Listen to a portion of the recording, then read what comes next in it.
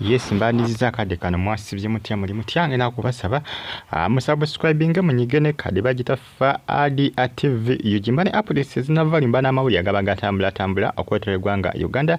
tedi ujingo amawuli agatambula galaga nti ayinza obutazika tamale mirundi siniya lensonga nti munange tamale mirundi siniya nti yawa pastor ujinga amagezi agokuba nti pastor ujingo amugoba mu maka abasinga bagamba nti tedi ujingo teyali kifuddeko nnyo kubanga ne pastor ujingo omuntu mukulu sigamba nti tamale yamukubirizanga okugoba mukyala we kubanga omuntu atekira inanya tusobola kugoba mukazi we kubanga pastor Bujingo isaazi no gwetegeza information etambula eraga nti bali mtikali babadde bamukwano ne tamale mirundi senior era nti no ndemu kukuba pastor Bujingo mti tamale mirundi nti entesaganya enzo bazimanyako ne pastor Rose Bujingo nti bazimanyako eranga tedi Bujingo kyeyinza okumulemesa okola ki okuziika mukulu tamale agenda kubajjukira azikibwa ekalagala ku Sunday eno wali mbitundu byekyotera yabava ekyotera ndoza akalako mukamanyi bakayita kalagala ndoza kalisizo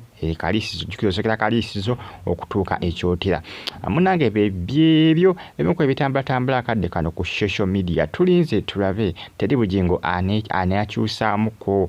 mukusalawo kwe oba nedda kubanga ekyamazima tamale mirundi naye ekintu kyakyogerako n'agamba nti ye ne pastor Bujingo yali akimanyiko pastor Bujingo nti agenda agoba tedi Bujingo era akimanyako nti pastor Bujingo bagenda kwawukana ne tedi Bujingo wensonga nti pastor Bujingo ebintu ebyo yabinyumizanga nnyo tamale kubanga badde bamukwano nnyo niwankwali bali bafunamuko obutakkaanya kubanga tamale yava n'agamba nti pastor Bujingo yamusuulirira ebiseera byamalanga mulwadde ate nga amubeererawo mu ngeri yonna ne mu kutandikawo kyaki eyo ne mu kujoininga wali Dembe FM ng'akyaso kugamba nga tanaba kufuna radio ye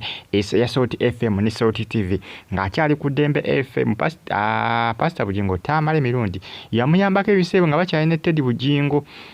yamuyambako nnyo ekitagambika nange byebyo emiko ebitambula kade kano ate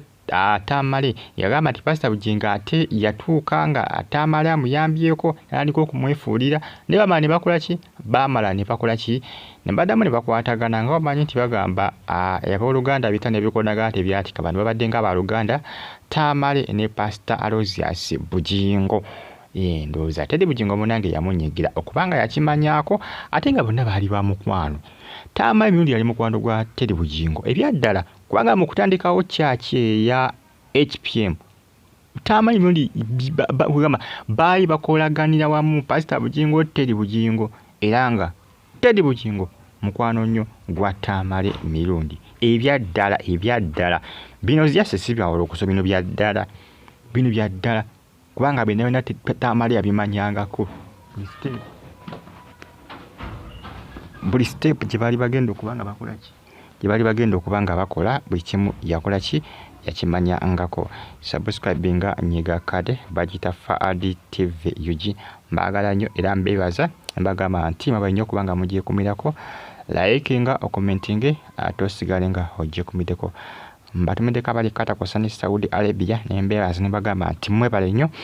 agenda kubaziikibwa ndowooza lunaku lwa Sunday temuna kubanga musibanja kwa batusaako bano byonna musigale nga mugyeko mideko updates nazo eziba zitambula okwetula eggwanga Uganda negamba nti comment section weeryawo obubaka abuntira mu comment section subscribinga ate onyige ne ku kade Faadi TV UG mbera bulungi mwenda